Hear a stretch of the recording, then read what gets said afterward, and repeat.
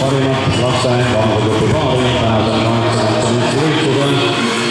Nüüd alustame siis 6. kohast ja 6. kohale ülitantsuva Rudi Egemann, Erika Tookova, Redu Länks. 10. kohale ülitantsuva Leo Holm, Marleen Luppe, Anton Leevi.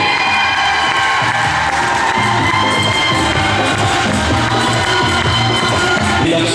kuulub tantsupaare Rasmus Lang, Martina Heimo, Revale tantsupaar. 3. koht ja pronksmedalid kuuluvad tantsupaarile Gert Kullamaa, Karolin Kopp.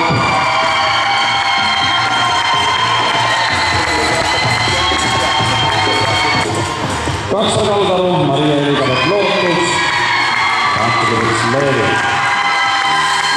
Nüüd Eesti meistrid 2018. aastal lapse vanusegruppi 8 Santus on tantsupaar Kristjan Lopisa